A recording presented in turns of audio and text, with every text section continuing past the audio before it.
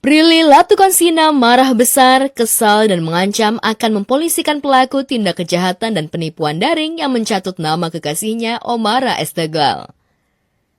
Kejadian bermula ketika Prilly menerima pesan WhatsApp dari seseorang yang mengaku kekasihnya. Prilly pun langsung tahu jika pengirim pesan bukanlah Omara, orang yang dikenal dan disayanginya saat ini. Prilly mengaku langsung tahu dari cara penulisan pesan yang diterimanya. Dikira aku nggak bakal langsung tahu ya, dari penempatan titik koma pun aku tahu kalau ini bukan Omara. Prilly semakin yakin jika pengirim pesan benar-benar bukan kekasihnya, lantaran pesan-pesan yang dikirim oleh si oknum makin lama menjurus ke arah pelecehan. Prilly makin kesal ketika mengetahui jika pelaku tak hanya mengirim pesan padanya, melainkan pada sahabatnya juga. Dan ternyata orang ini juga ngechat teman aku, ngaku Omara dan ngerayu-rayu, amit-amit. Oke, semerugikan dia udah WhatsApp temen aku dan pura-pura jadi Omara terus ngerayu-rayu temen aku dan chattingnya mengarah ke yang gitu ya. Jadi menurut aku itu mencemarkan nama baik juga.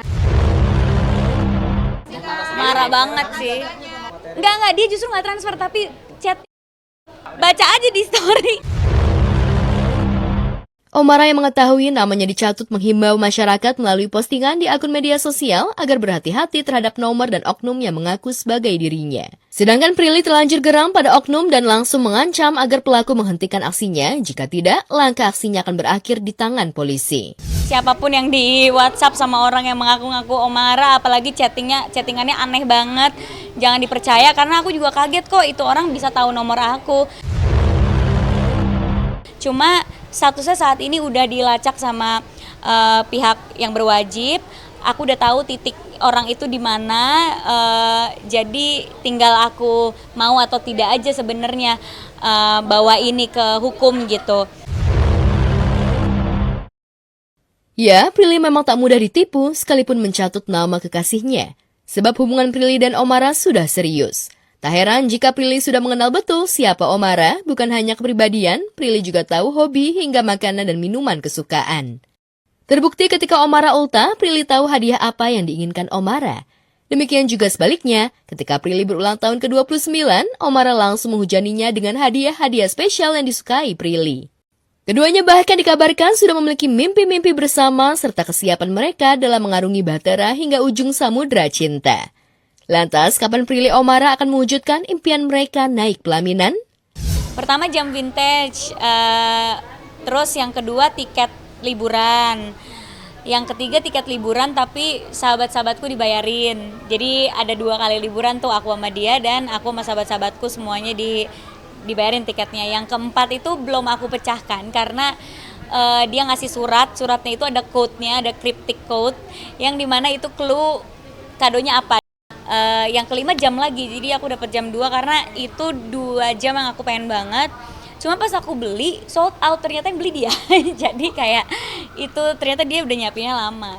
Goalsnya sih pengen lebih balance, pengen lebih punya waktu untuk diri sendiri gitu. Karena ya hidup gak harus kerja-kerja aja isinya gitu. Jadi lebih ke mempertahankan apa yang sudah dicapai aja. Perseteruan Ayu Khairun Nurisa dan mantan majikannya Ashanti makin seru. Walau Ayu sudah ditetapkan sebagai tersangka atas dugaan kasus pemalsuan dokumen dan penggelapan dana perusahaan. Akan tetapi, ia masih saja berupaya menjatuhkan Ashanti hingga merasakan seperti dirinya saat ini dengan menambahkan bukti pelaporannya di Polres Jakarta Selatan. Bersama dengan kuasa hukumnya, Ayu mendatangi Polres untuk menjalani pemeriksaan atau BAP sekaligus melengkapi berkas pelaporannya. Hari ini kita mau ada BAP tambahan ya? Ada beberapa bukti tambahan terkait yang illegal access. Pada kesempatan itu, Ayu menjelaskan jika kondisi kesehatan dirinya sedang kurang baik. Namun demikian, demi memenuhi panggilan polisi, Ayu tetap memantau proses pelaporannya. Ia yakin mampu mengatakannya pada buah hatinya sendiri. Demam aja sih, kecapean. Kepikiran karena status yang di Oh enggak. Kecapean aja karena memang kemarin sempat meeting ya sama tim kuasa hukum itu sampai tengah malam, terus juga lokasinya agak jauh dari sini. Selain itu, Ayu juga menanggapi pernyataan Ashanti terkait disarankan untuk bertaubat. Ayu mengatakan soal itu urusan pribadi masing-masing. biarlah itu menjadi dosamu, tanggung jawabmu kepada Allah Subhanahu wa taala, dan ingat, kasihan anak-anakmu walaupun mungkin ya nggak tahu ya. Kasihan anak-anakmu dan keluargamu yang harus menanggung apa yang kamu lakukan. Bertaubatlah.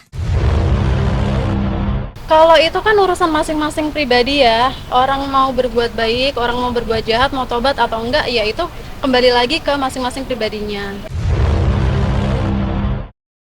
Ayu menambahkan bahwa dirinya tidak mau menanggapi panjang lebar karena Ayu menganggap apa yang dikatakan pihak Ashanti benar-benar tidak ada kebenarannya. Itu sebabnya Ayu menantang buktikan apa yang telah dituduhkan terhadapnya. Ayu bahkan telah menyiapkan saksi terkait pelaporannya.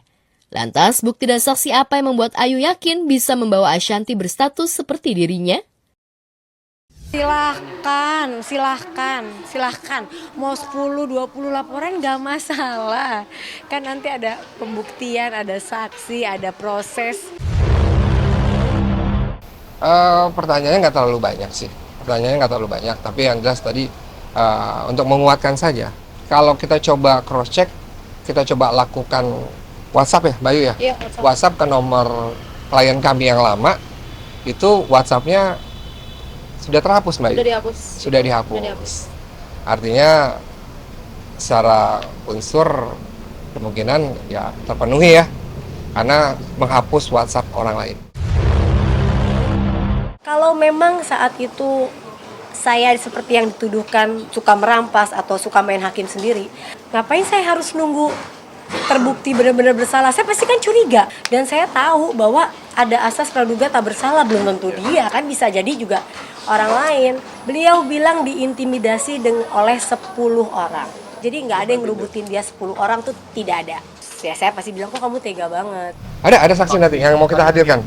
Ada 2 saksi yang mau kita hadirkan. Berkaitan dengan apa itu saksinya? Saat terjadinya proses perampasan tersebut.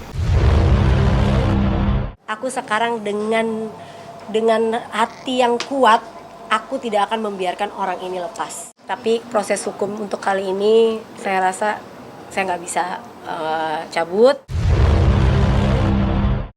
Lebih lanjut, Ayu menjelaskan bahwa dirinya tidak ada rencana umroh sehingga tidak hadir dalam pemanggilan sebagai tersangka seperti yang dikatakan pihak lawyer Ashanti. Bahkan Ayu membantah bahwa Ayu terdaftar di keberangkatan umroh milik Noviana.